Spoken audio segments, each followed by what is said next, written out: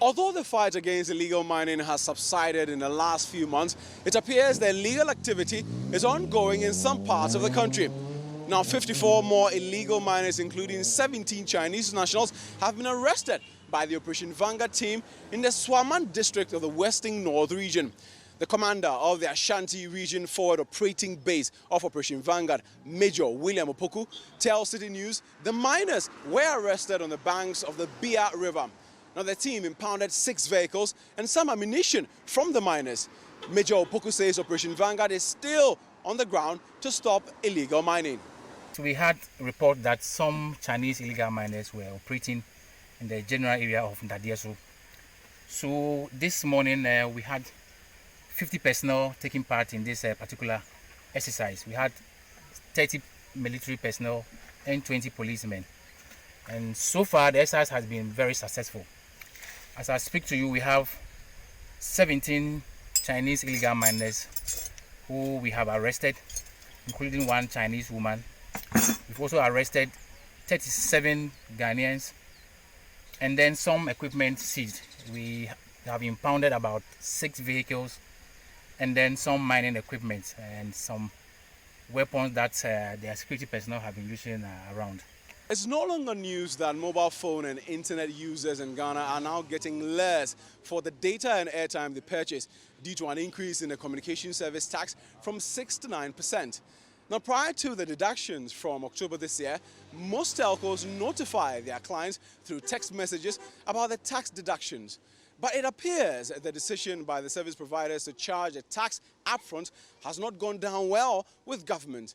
The Ministry of Communications is now seeking a review in the way the deductions are done, and some consumers have been speaking about this new development. There is more in this report. Government through the Ministry of Communication has issued a directive to the National Communications Authority (NCA) to ensure that telecommunication companies in Ghana stop the instant deduction of the communication service tax (CST), also known as talk tax, from consumers.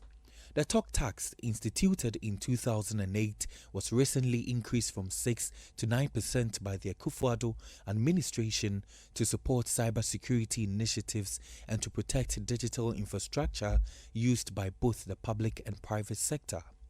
Following an increment in the communication service tax from 6 to 9%, telcos have implemented it by transferring it to consumers.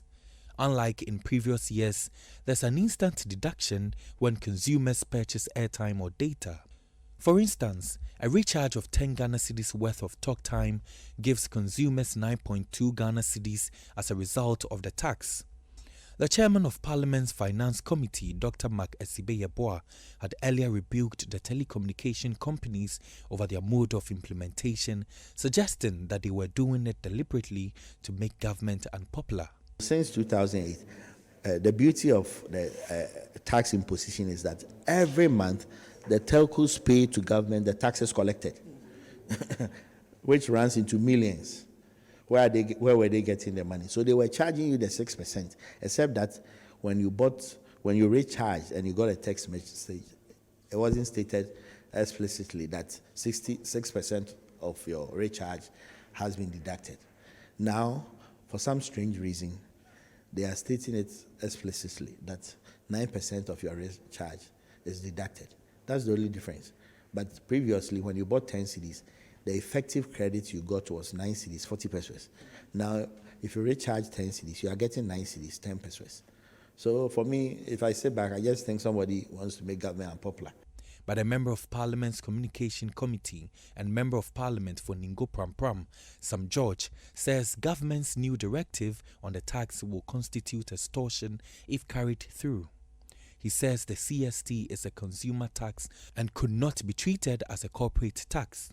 It's a big cartel that thinks that, look, we have power and we can do whatever we want to do. You cannot complain. Even when we are cutting your nose, you cannot speak. But basically, what you are seeing here is that the minister, who is a member of parliament, is oblivious of the fact, by this letter she's written, that the CST is a consumer tax, and that she as minister does not have the power to vary an act of parliament, because the CST is backed by an act of parliament, as backed by legislation that made it a consumer tax. not a corporate tax. What she's demanding NCA to do through the MNOs is to convert a consumer tax into a corporate tax. It is not done by law. What she's doing right now is basically intimidation. This is extortion on a national scale.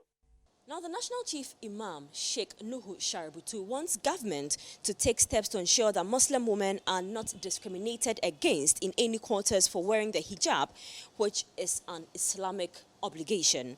This follows reports that some Muslim women and girls are prevented from wearing hijab in some institutions, sparking a conversation among the Muslim community in Ghana. This culminated in a peaceful protest marched largely by Muslim women in Accra and parts of the country today who demanded that their rights must be respected. The spokesperson for the National Chief Imam says government must pay attention to the issue and deal with it once and for all. There is more in this report.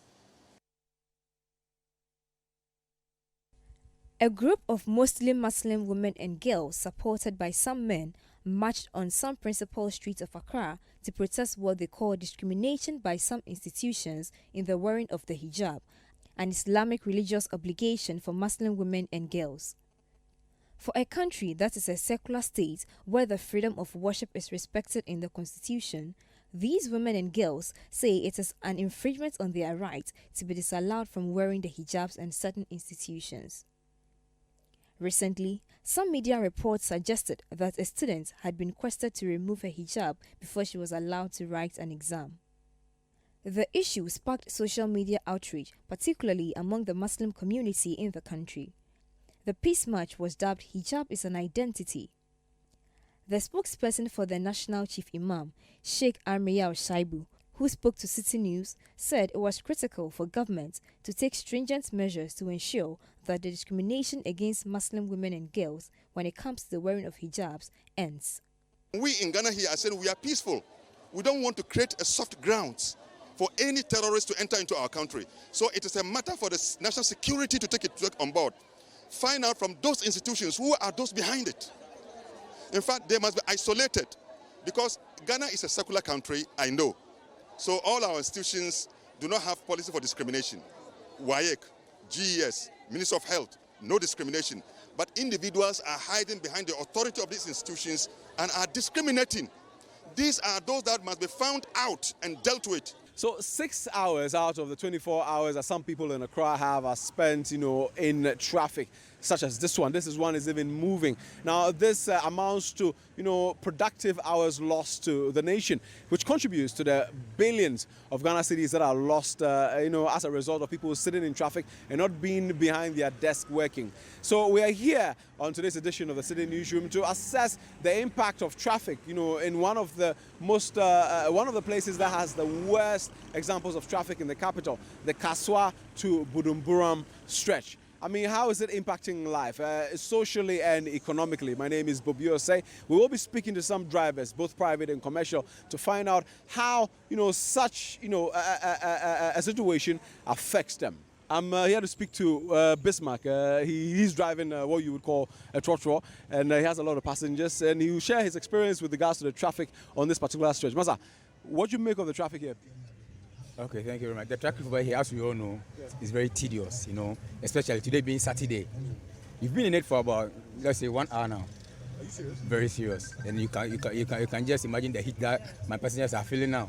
Yes. So at least if the authorities can do something about it for us, we'll be very happy about it. So this is the weekend, and how does it compare to traffic on the weekday? Yeah, as weekends, as we all know, thank God it's Friday, and being Saturday, funerals, engagements, wedding ceremonies, everybody is heading towards Cape Coast, some coming Accra, so we all choked up here, and you can feel it. Very serious. Now, they say that sometimes you have other drivers who are using illegal routes, blocking the road. What do you make of that? It's true, sometimes you see, especially the trotro drivers, they will be driving on the shoulders of the road, which is not good. So, sometimes I feel happy when I see police people around trying to control the traffic. You're still watching the City Newsroom. At this point in time, we pause and cross over to Zoe Abubedu, who also explores the traffic situation in other parts of Accra. This is a major traffic light around Kolebu, and it's also close to the Bukom Arena. It also leads you to the nation's premier hospital, the Kolebu Teaching Hospital. The problem here, however, is that for months now, the traffic light has not been working. Now, some residents also tell me that the street lights here are non-functional. So, coupled with these issues, you realize that there's usually accidents that happen here due to the non-functioning of the traffic light. You actually see drivers struggling and maneuvering to make their way to wherever their destination will be.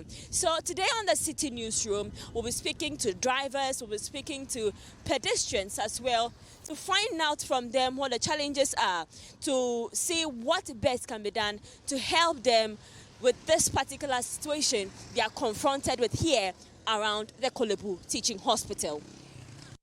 Okay, now a quite way here, quite out you super. Okay. Now how many months na traffic light na wahana asay ana ohwa enye juma? Oh, enye ne kura achekura nti da bia ya ye complain ye fa passengers kura ye omo kan ho asem. Na ya police for na times ebi first na ye juma no ma begina enye juma de a onye juma de a omo mbedalete. Enti wo ka say eye juma ni mom no mo ba ha. Eye juma police phone bi begina begina ha no omo check drivers but enye juma wo hu omo ha no.